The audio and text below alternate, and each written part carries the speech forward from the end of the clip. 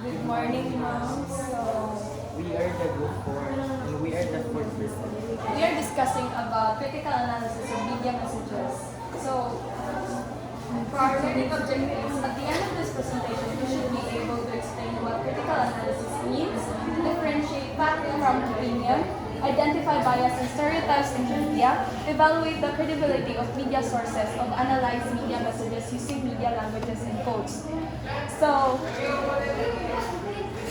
for our Kulaikan mom, we are in our daily lives. We are surrounded by social media, like for example, television, newspaper, books, and anything, and websites. Because of this, social media influences how we decide and how our thoughts became influences in this topic. What is critical analysis?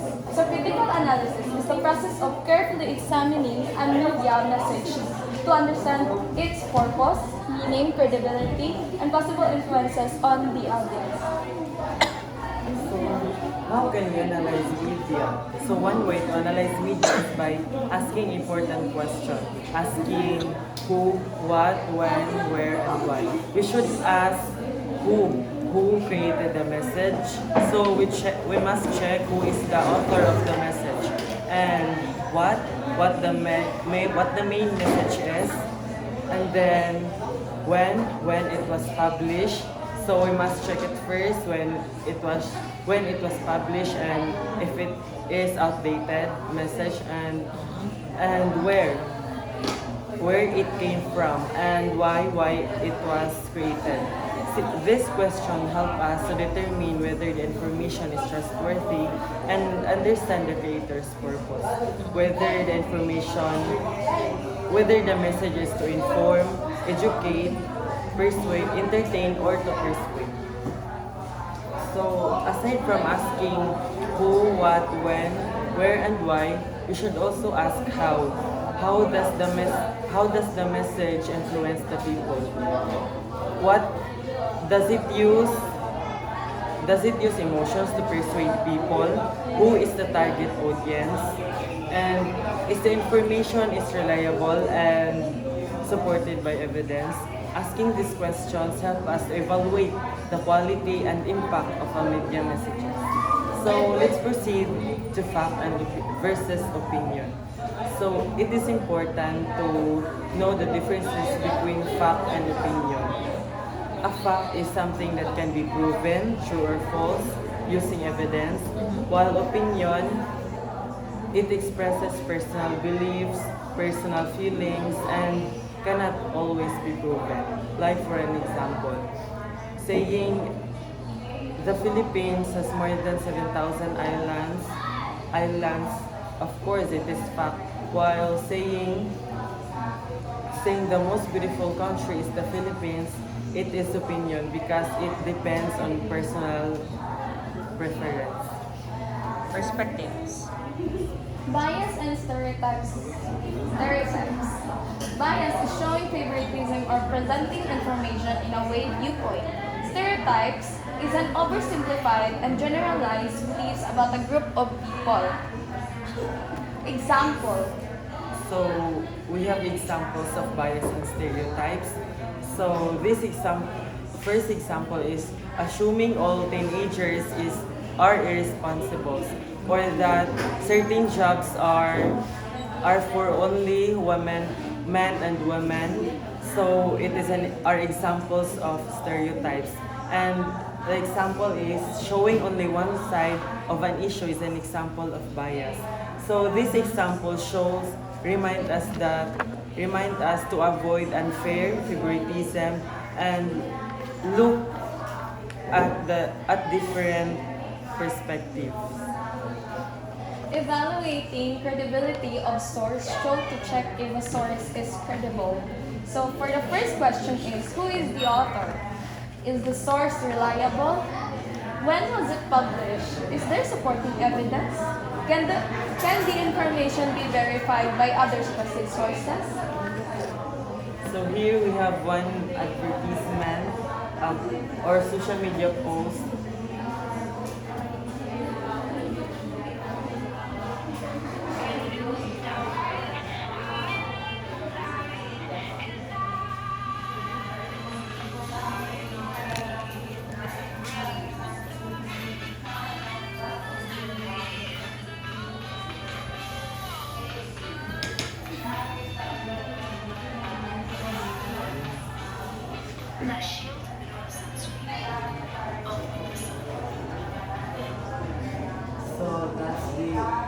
advertisement?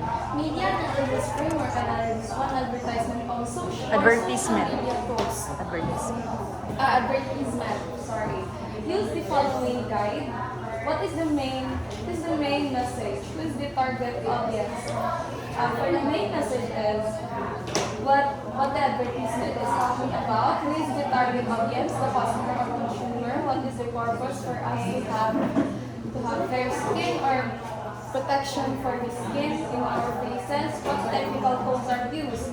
The technical codes are used are the camera shot, how it was shot in the advertisement. And for the next question is what symbolic codes are used? The symbolic codes are used is the lighting. It is color orange, representing about how it is so very hot in this advertisement. Another one, what written codes are used? The written codes are used are the caption itself, the lash shield. It represents how it protects the skin. Is there any bias or stereotypes? No. Is the message effective? Why? It is effective because how it is. Because it shows in our advertisement ma'am that when the time na wala pa niya gisulot ay wala pa siya nakikita sa product ma'am na product na la shield which is sunscreen. So nag-wear pa siya hat ma'am. So that time nga yan ang nakita itong product ang sunblock ma'am. So pagkakita niya pagbutan niya yan ang kitang taong iyang hat. So instead nga magsulot na siya hat, dili na no need na kay na siya protection sa iyang face. That's why it is effective. So interactive activity, media credit challenge. Working in pairs or small groups. Observe the media message show. Answer Answer the guidance questions.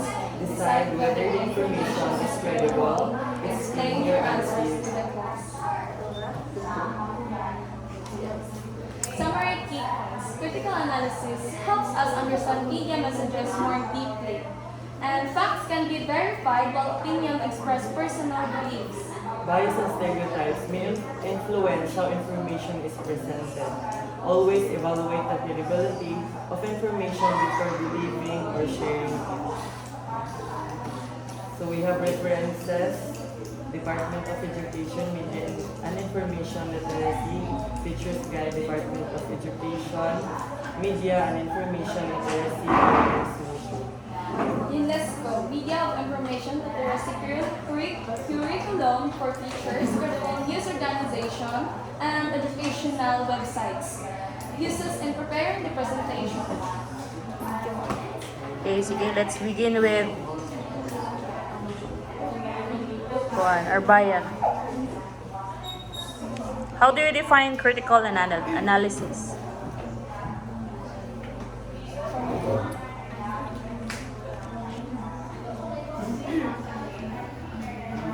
Ikaw, babal ka.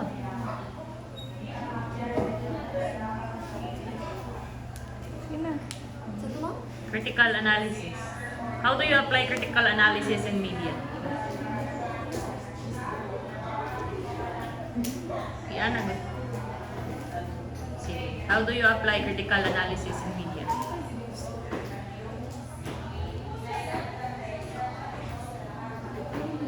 Can you help, Hannah? How do you apply critical analysis in media?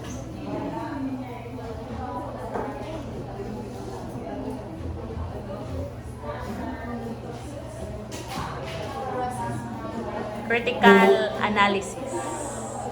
Your topic is about critical analysis, right? Of media messages. So, how do you apply critical analysis? Have you experienced it? Huh?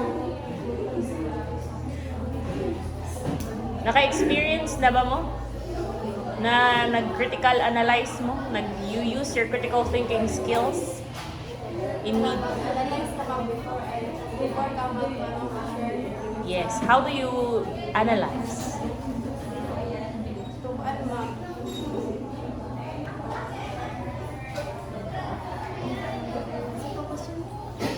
How do you use critical analysis in media?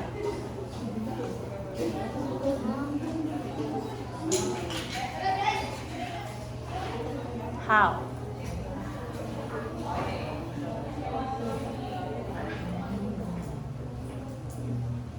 Did you understand your topic?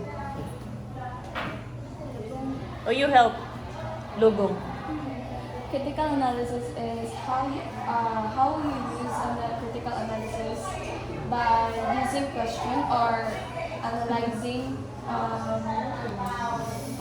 fact checking, like understanding how the topic works, and then what is the main topic. O Kenneth? So for me, critical analysis is when you are kanang bitong mag-think sa kaguan mo nga if na ay promotion video. You are not following your report. Naman mo'y guide. How do you analyze media? You use what? Questions, right? In that way, di ba, you analyze a particular information through questions. What are those? Arbaya? Henry, give me one. What question? So what? So how do you use the what question when you read a particular information in media or media post, for example?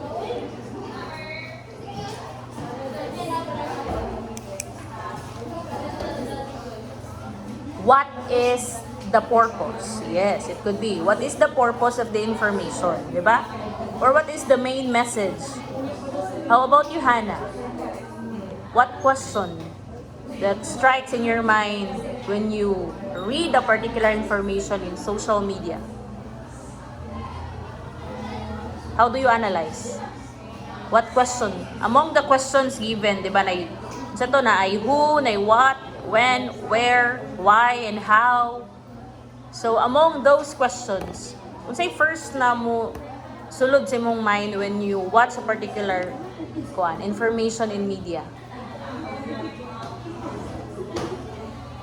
Or do you apply all when you analyze, when you critic? You don't apply?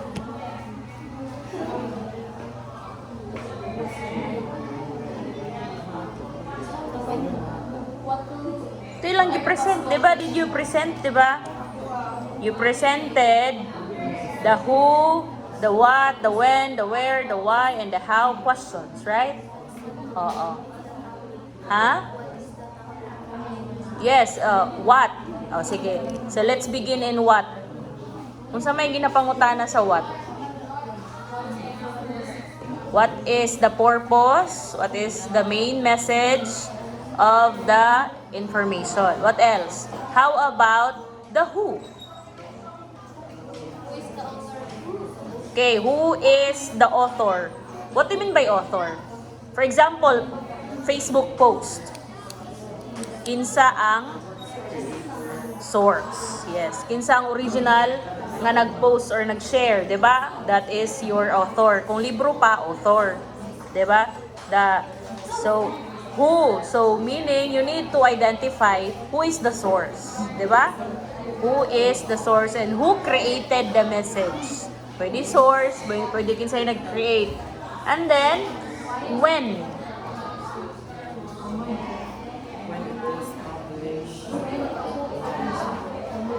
When? Why do you ask when? Unsa may purpose sa when? When? Unsa kay nang when sa Bisaya? Okay, kanusa. When? When was the information posted? Okay, when? Why we need to ask the when question? It's important because to us to know that if the information is not related, dili na siya related sa karon na issue outdated.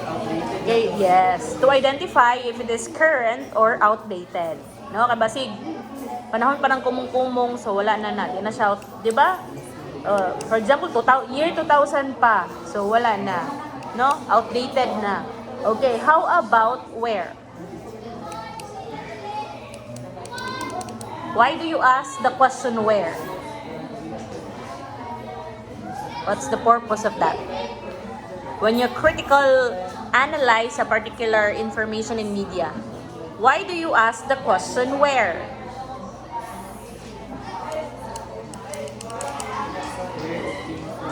Okay, where does the information came from? Is it reliable source? Tama? Okay, how about why? Why we need to ask the question why?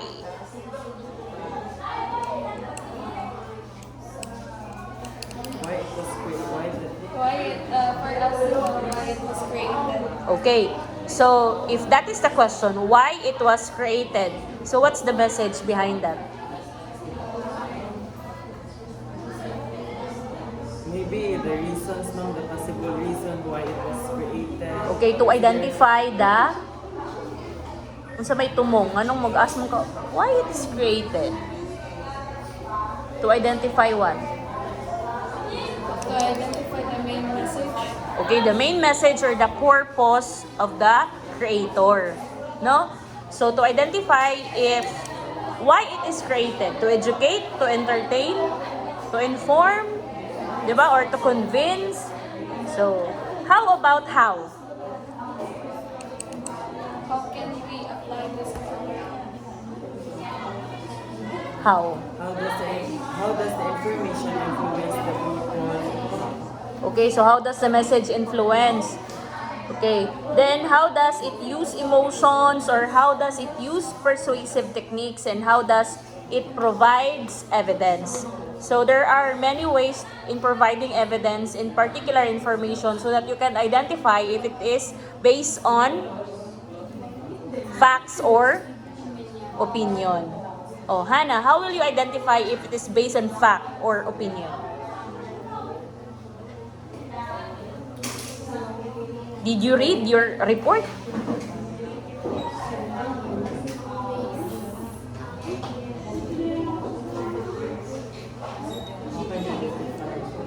Ano, nag-topic, nag-discuss beta ni, di ba?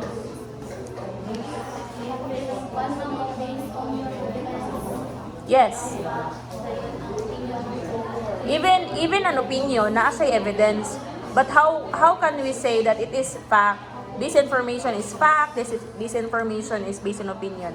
How do you identify the fact information? If the characteristics are, what is the characteristics of a fact information?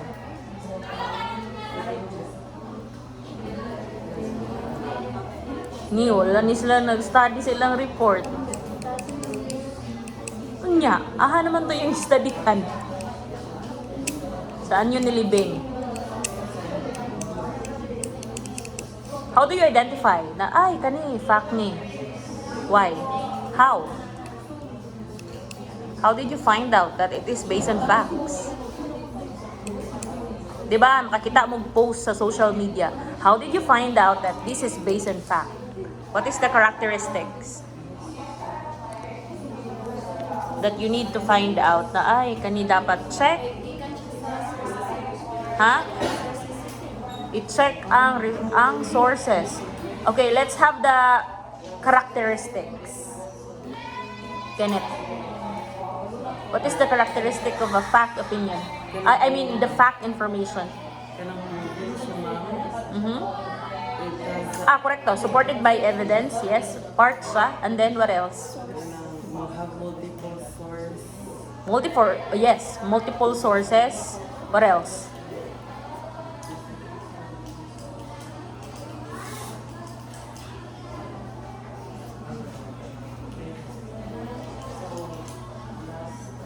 Unsa pa? Verifiable. What do you mean by verifiable? Isa ng verifiable. You did not study your report ba? You just encode it. Oy, ikan. Purisa. Sige, what do you mean by verifiable? You identify that this is based on facts. Why? Because it is verifiable. Then what is the meaning of verifiable? Yes, verified. What do you mean by that? You will know, you can verify if it's opinion or fact by when it is fact, is based. How do you verify an information? Di ba nakatry naman mo basa o announcement, no? Posted in social media. How do you verify it? Kind of the sources or who is the author? Is it Okay, you click the sources. What else? After clicking the sources, that's it? Do a research. Huh? Do a research if that information is reliable. Okay. So, you support also if it is reliable. When you, if you can verify it, 'di ba, you check also if it is reliable. After verifying na there's a source, no? You click nice source, 'di ba? You check the source, then you identify if it is reliable. That is verifiable. We call it verifiable. Those references that you have shown, if you check it, ang tawag in another term is you verified it. 'Di ba? You check it thoroughly kung naabag yun siya. Basin gihatag lang ni ChatGPT ang reference without verifying if it is true or buhat lang niya, 'di ba? Sa inyong thesis, right? You need to verify kung ma-search ba siya kay basi ba error. Pag hatag sa link, error lagi. Sa ato pa, it is not verifiable. Therefore, it is not based on facts. The evidence is not, is very weak. No? Mahulog siya butang-butang or ginana na lang, 'di ba? Oo. That is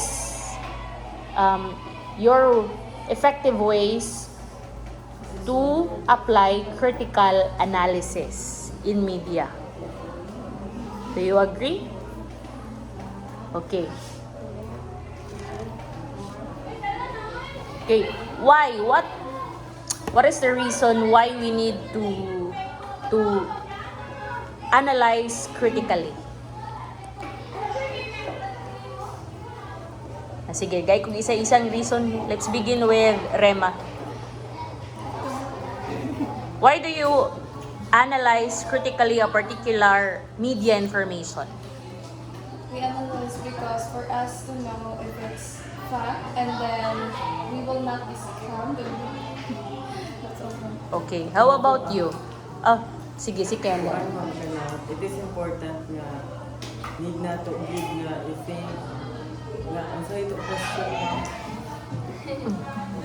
Why? Ngano? Why we need to think critically? we need na to mag-think critically mo.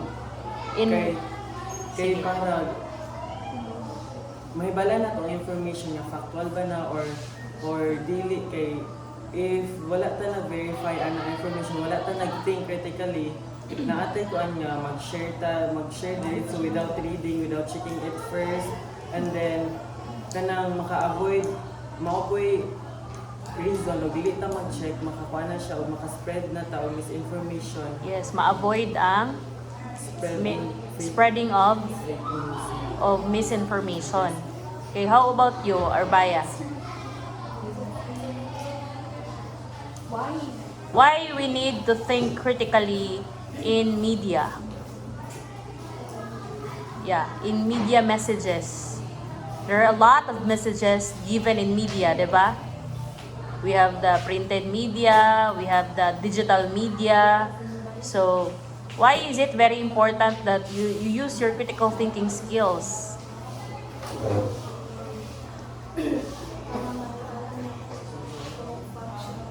Wow, gi-translate lang nimo ang giingon ni Kenneth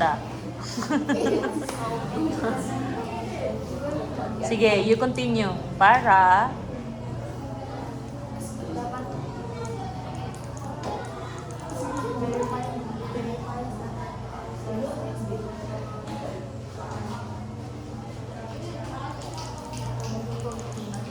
Ito daw? I-verify sa daw ang post para sa daw na to. Oh, how do you verify? Ikaw, personally, did you experience verifying an information? Naka-experience ka? Na nag-verify ka, iha ka ning tuo? Or ning share post, dayon ka? Ha? Mag-search daw. Nakatry ka na nag-search ka kung tinuod bang information? Wala. Be honest. Wala pa? Mao po di ay. Di siya ka-relate. So, kinahanglan, karon kay nag-MIL naman ta, every time na may makitaan nga information, you think critically if it is true or not. You ask those questions. The 5 questions and no, 'di ba? The 5 W questions you ask. Yes. The what, the who, the when, the where, the when, and how. No? Okay. How about you, Hana? O po ka experience?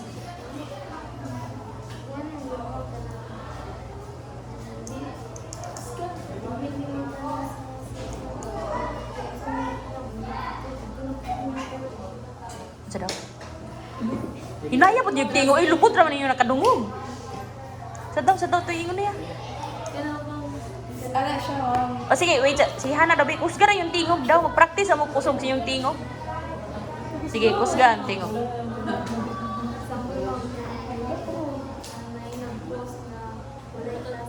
Okay.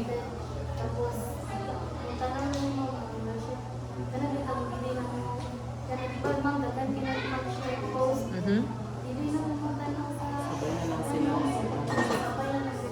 Sabay na lang. Okay, if that is your practice, and then since karon imong report kay use critical thinking analysis man in media messages.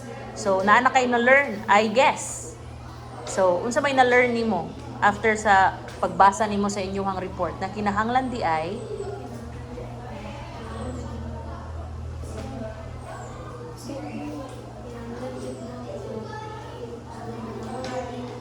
i-verify.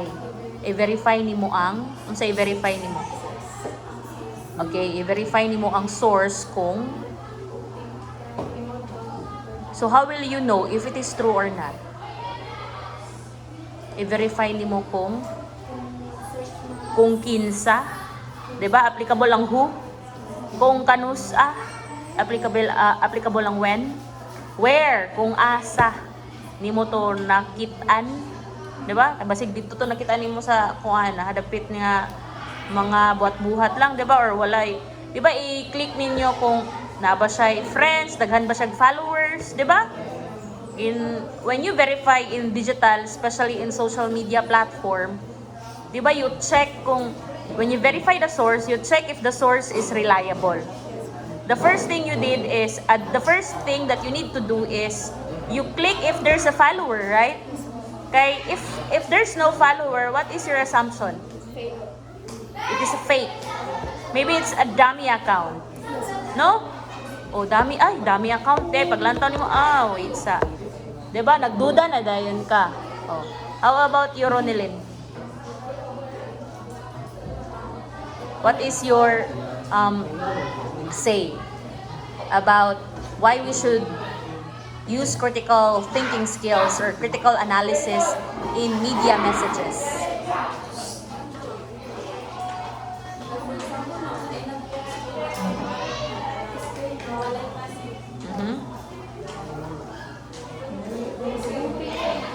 How about in advertisement? How do you verify? How do you use critical thinking skills? Pag na-advertisement, mutuo ba ka dayon? Unsang advertisement nga sikat nga moingon ko, di man na tinuod?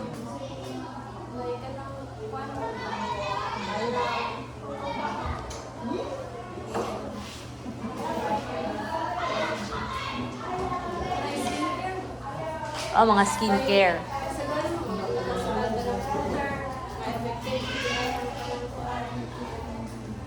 Okay, sometimes, madala maguta sa celebrity technique, di ba? Kung kinsay celebrity, right? Oo.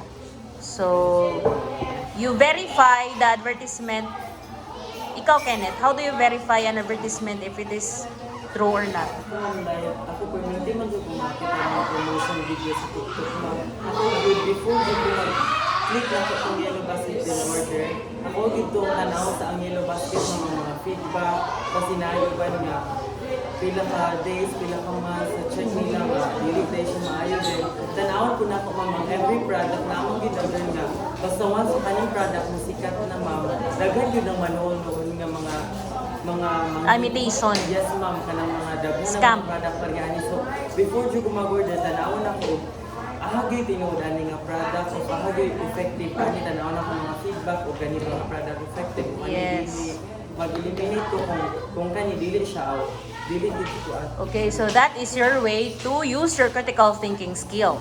Diba? You check thoroughly, right? If it is reliable. For example, in our advertisement, para sa giingon ni Kenneth, so gina-check niya ang feedback. Kaya sa feedbacking, importante kayo ng reviews, right? So you can identify if it is imitation or not, if it is the official store or not. No? You can be unsa may mahitabo, you can be prevent from scam. No, you can be protected from scam. No, so ma-prevent ang scam. You yourselves will be protected. 'Di ba? Protected mo. So safe mo sa mga scam, dili mo maka-waste of money. 'Di ba? So you become also responsible also. No? You become also responsible digital citizens. Na, 'di ba? Ning lecture ko ninyo, mangutana ra man ta ko. So you really, when you have your report, you understand your report. Diba? Bisag unsa ka taas sa report, tanaw ninyo unsay tumong sa report. You look what is the reason why you reported it. Para bisag bali-balihon mo question, you know what to answer. Ha? Di mo ma-zero sa answer. Okay, that's it.